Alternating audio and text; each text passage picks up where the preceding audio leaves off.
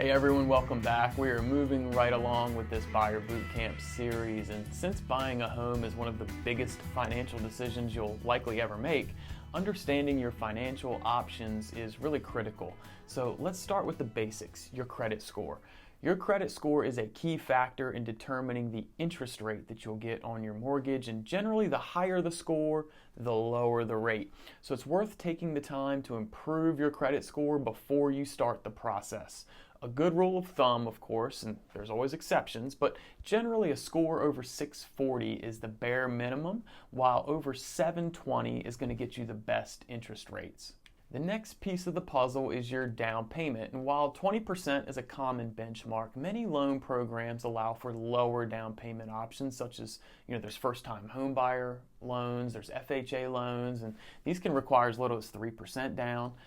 There's even no money down loans if you're a member of certain credit unions or if you're a doctor, and there's even some government programs that provide funds to help low-income buyers get into homes. If you're curious about any of these, just reach out. We've got contact information in the description below, and we'd love to send over some more info.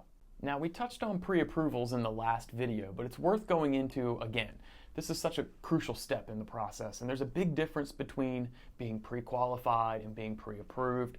Pre-qualification is just a superficial overview of your finances, while pre-approval is more in-depth. It involves submitting documentation, having your credit checked.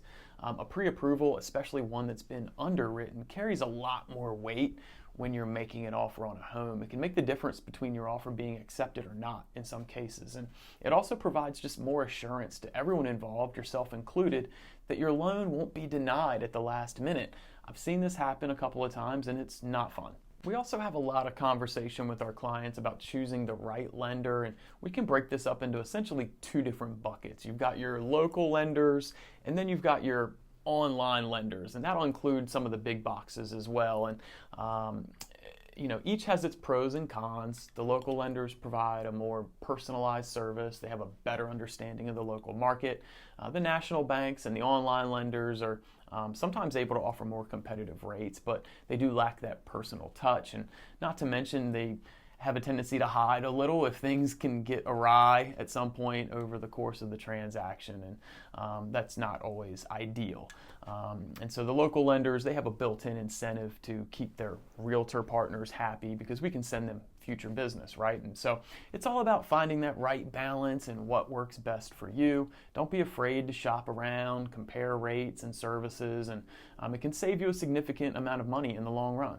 So to recap, know your credit score, and if necessary, take steps to improve it.